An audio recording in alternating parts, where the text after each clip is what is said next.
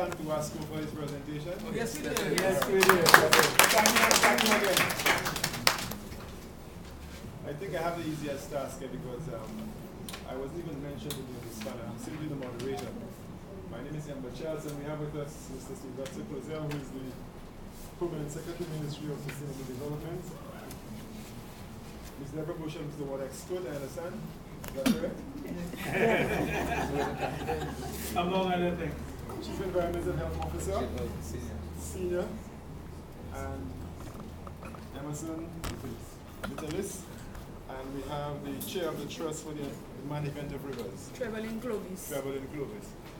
And for those of you who have the agenda with you, there are two issues which the panel should be focusing on. To provide a perspective on protecting and conserving our fresh and coastal waters, and who pays for water and how.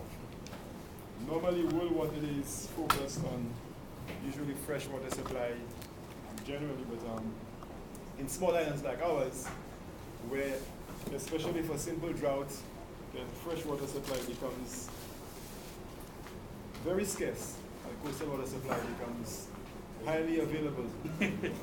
But of course, at any rate, whichever one you choose, whichever source, there is the issue of cost, and there is the issue of the price and supply. So I'll put the question to each of the panelists before the discussion is open. If you could identify 2 or 3 critical measures or suggestions on how best we can protect and conserve our water supply, and how, I'll take the liberty and ask how it should be paid for. How invariably implies who will pay as well, but how it should be paid for. I know the most fluid person on the panel is Mr. Sylvester Clozel, so I'll ask you the question first. It's not a pun, we're talking about water. So Thank you, Amber, for putting me on the spot. Good afternoon, and I want to thank everyone who's there again for this afternoon's panel. The first question let me start off by saying that water, and I think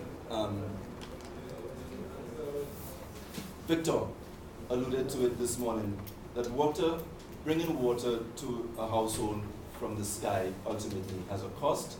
There's a tremendous cost to it, and the cost of doing that is no less significant than the cost of converting energy from diesel or whatever form you want to choose and taking that to your homes to provide energy. There's a cost to it. And therefore, we need to, there's a bit of a valuing system that needs to come into play. How much do we value energy or telecommunications or water? And what value do we put on any of these things, and how much are we prepared to pay for that end product? Traditionally, our attitude appears to be that we value, first of all, telecommunications, then electricity, and water thirdly. That appears to be the value system that determines how we approach the utilities that we receive. And as long as we continue to have that value system in our minds, in our behavior, we'll continue to make a big issue about paying $14 or $20 for water, and paying electricity bills of $150, or paying as much as $500 in some cases per household for telecommunications. So the value system, I think, in our minds needs to change. And for me, that does not come from a policy statement that the government makes or a policy directive from any one body. Those patterns of behavior or these attitudes towards consuming the utilities is an age-old issue, is a culture that we've had for many, many years that is there, and that will come only with changed behavior. Now mind you, what government needs to do as a policy is to create the environment that helps change behavior. And perhaps that is the policy environment that we need to speak about. The policy environment allows us to change behavior. So from that perspective, that's the point on this. With respect to, Mr.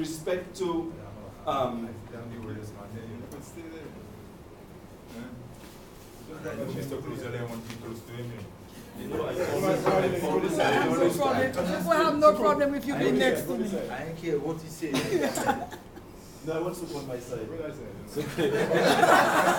But literally and figuratively.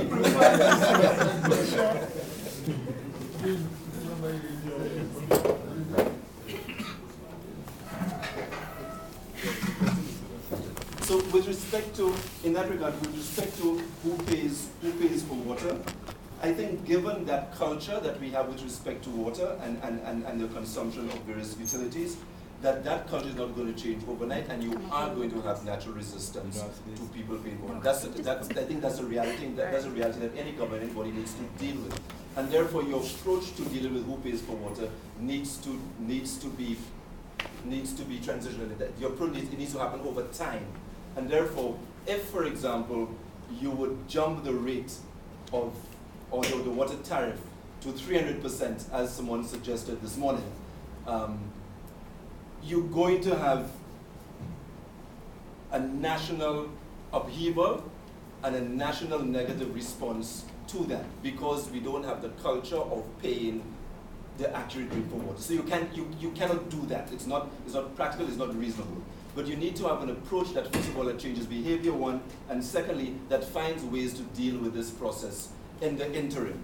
And one of the ways of dealing with this process in the interim is a process that's very articulated very clearly by the government, is to find ways to invite investment in the water sector in a way that can help to improve its efficiency, improve and enable that the policy of getting water to all households, as well as to the indigent and the poor, with the concept that everybody must have access to water, that if that policy can be maintained, you need to find a way to deal with it. And the process of doing that is looking at a model that allows you to attract investment in the water sector. That of course comes with certain cost. You must have some kind of guaranteed rate of return on the investor. Even local people will not invest in water if they don't have a reasonable rate of return. So all these things are issues that need to be factored in. No one is going to invest in water because they love St. Lucia so much that they're going to do it.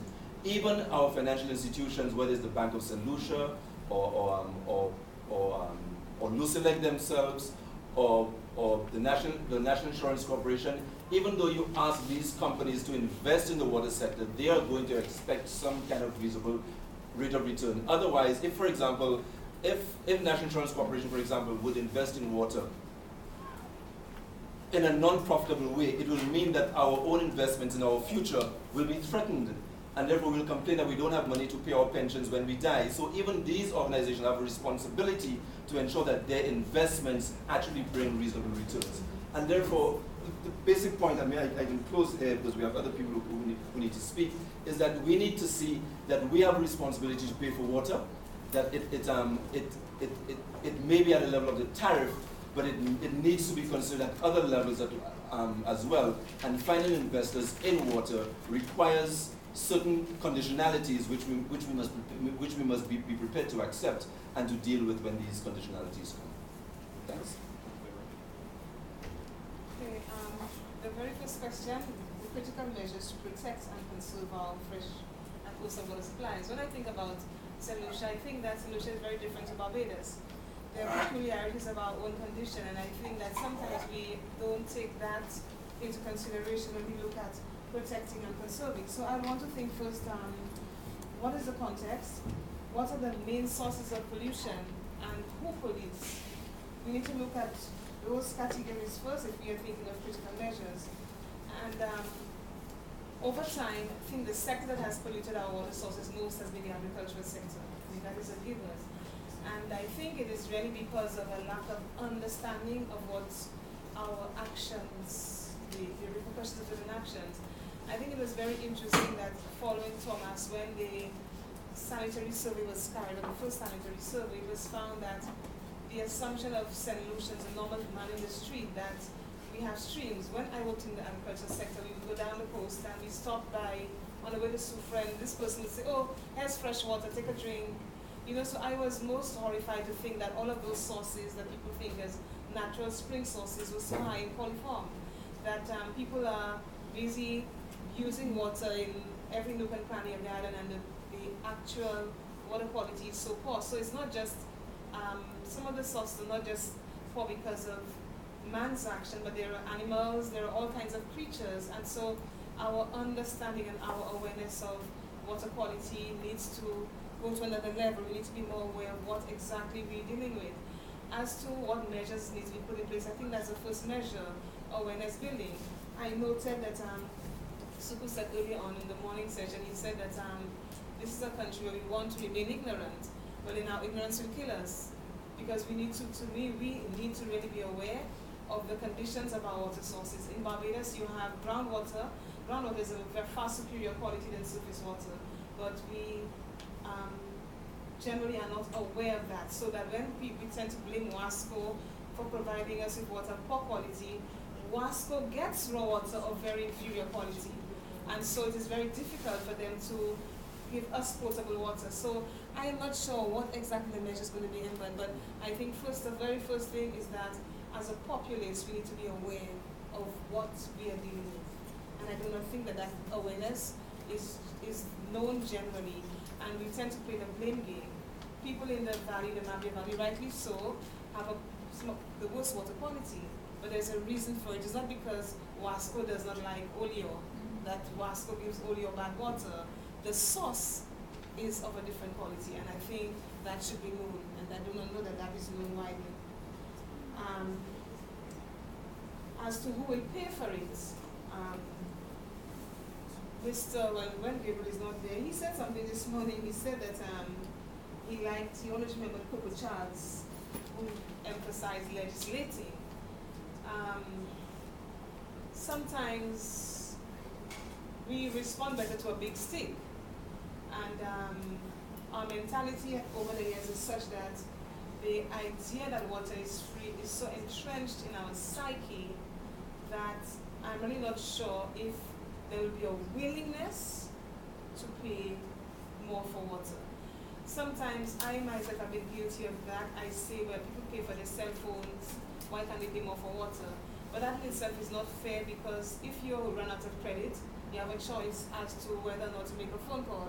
But if you run out of water, what is your choice? So that you go next door, true. So even in my own, I have to kind of examine my own, what is the thing that I say, because it's not such an easy choice. Yes, you pay more for a cell phone call, but you have a choice to make it or not to make it. But we need, water is necessary for life, and the level of poverty in the country means that somehow the primary responsibility of a government to ensure that the indigent that Mr. Closer mentioned, that there is water available. So as to who pays, I am not sure that I have a direct answer, because I'm not sure that our people are at a level where they can understand the need to pay for what the actual cost, the value of water, and I think that there needs to be, government needs to step in, and there needs to be a policy in place to ensure that we transition to a point where the provision of water can be more sustainable. Thank you, Mr. Vitalis. And I think the first point about the revelation of the high levels of coliform in water goes back to Leslie's point about the amount of, excuse my word, big poop we have in our water. But there's a conflict that comes up almost immediately with the farming community.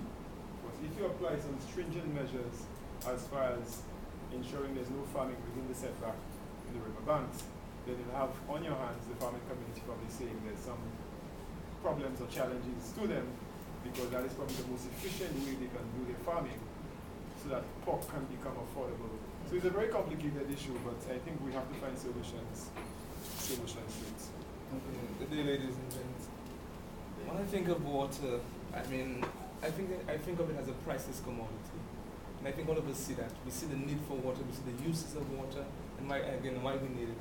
When it comes to protecting and conserving that priceless commodity, I think, at the end of the day, the gentleman made the point about, we need legislation. I think the legislation is there. I believe the enforcement of that legislation. There are also policies which apply to protecting and conserving this priceless commodity. And I think we just need the enforcement. And my point has always been, we need to be able to have a court or system that we don't necessarily go to the normal route of prosecuting people who commit those acts against the environment, but there's a special court which is designated for dealing with those issues. So protecting and conserving water, I think the onus is on us. And we understand the value of what the water is to us. I mean, there's no need for a stick on our backs to beat us. Let us understand that we need to protect that commodity. When it comes to who pays for water, plain and simple, I believe that the consumers need to pay for the water. And again, conversely to that, is that the water supplier has to be able to provide a reliable service. There are 5 factors which are necessary to measure a good water supply within a community. There's the availability of the water, there's the cost of producing water, there's the accessibility of water, there's quality of water. I lost the last one. But what I'm saying that I believe if people do get those types of services, at the end of the day, they don't mind paying for the water which they receive in the pipe. And she said that, at the end of the day, we pay high bills, we pay high costs for, for our phone bills, we pay for television, we pay for other utilities. And we can pay for the water, we can, but I believe people have understood over the years that the commodity which we are receiving is not of the quality which maybe they desire. So if a good commodity is on, for you, you would pay whatever the cost is. But I believe the consumers are the ones to pay for that water, and also maybe the government could subsidize where it has to be subsidized for those who cannot afford that commodity.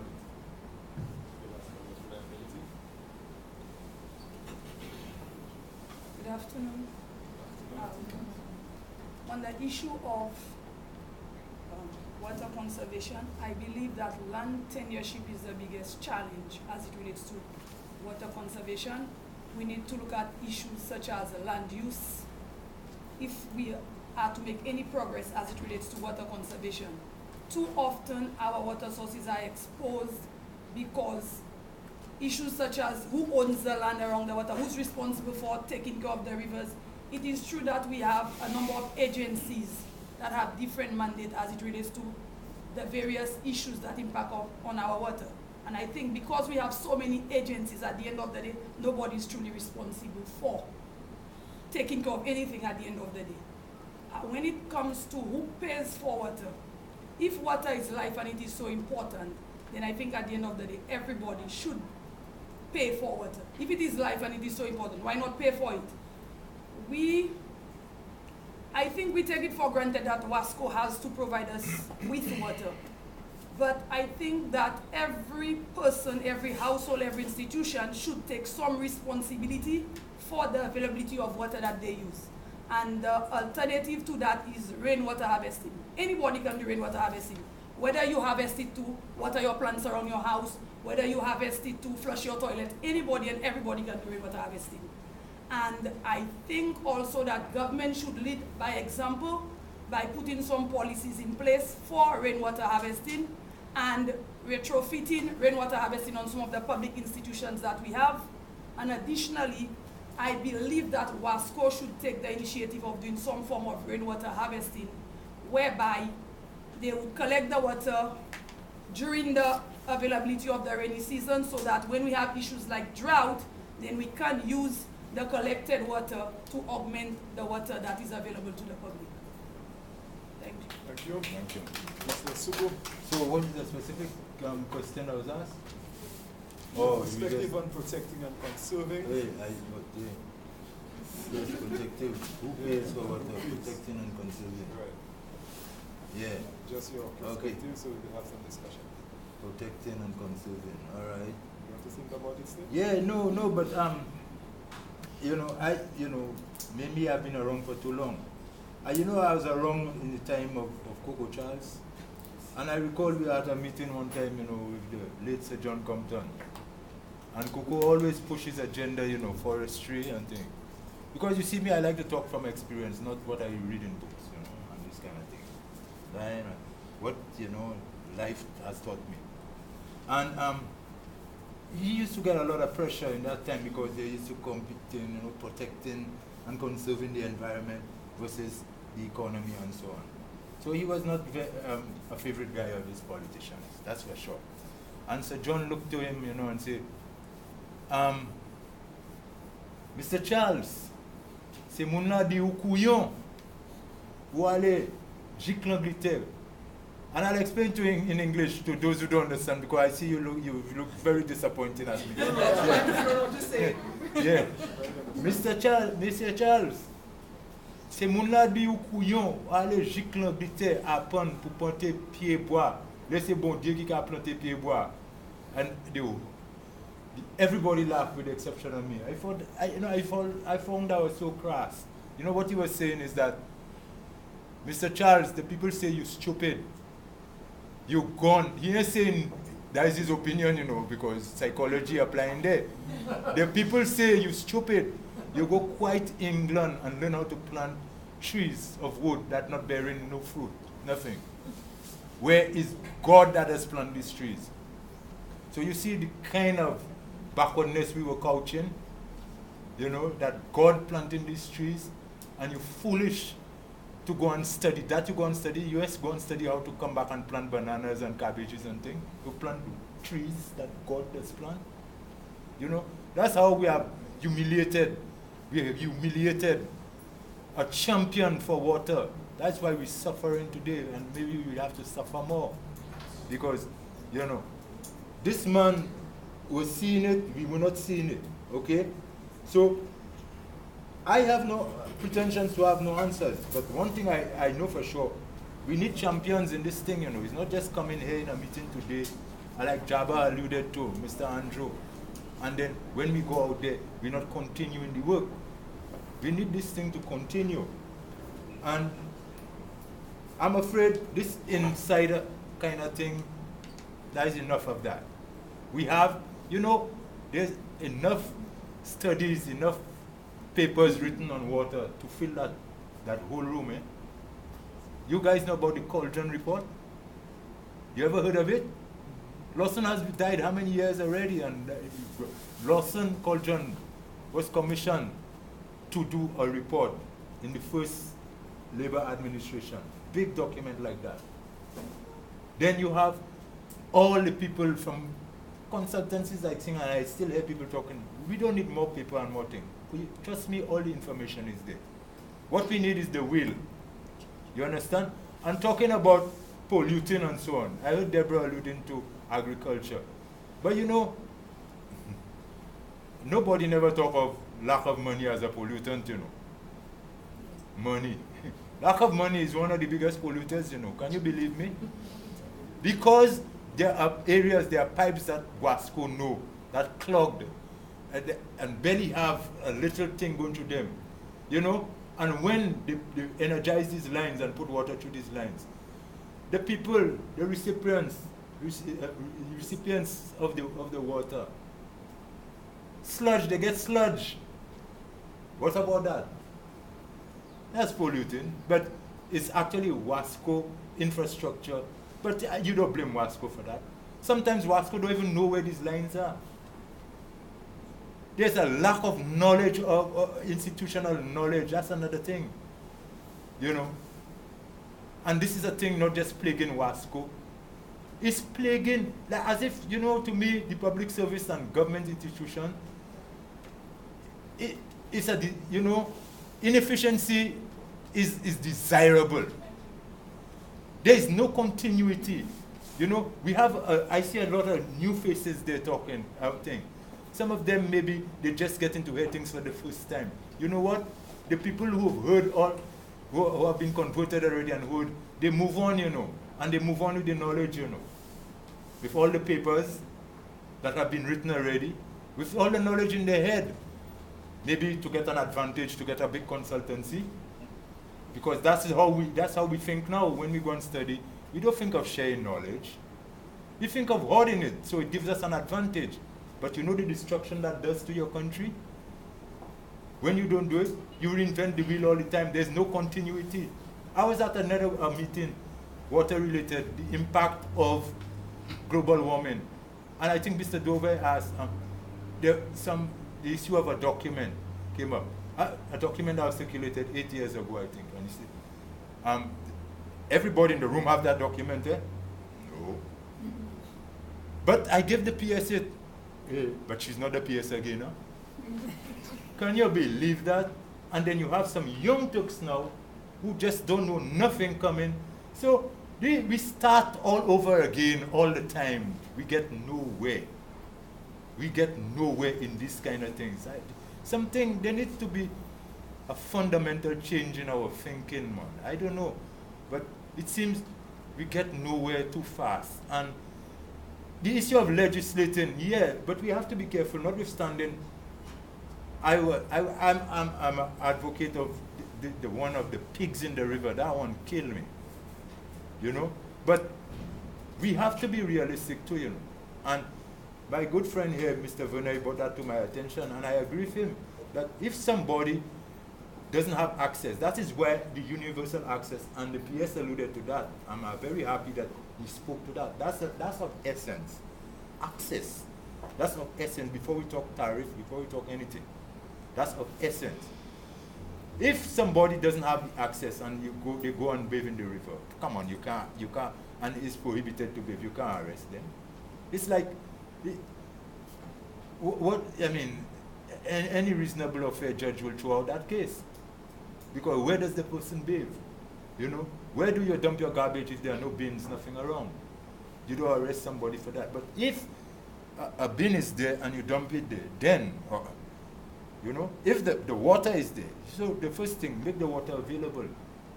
And, you know, it's like when you talk about that valley, it's like a pariah. But you know why? Because that is where a lot of the deforestation took place in the earlier times. Because Cocoa Charles focused on that area so much. And nothing was done. So we don't want to go on another generation, next 2 generations, in just talking the talk and nothing happens.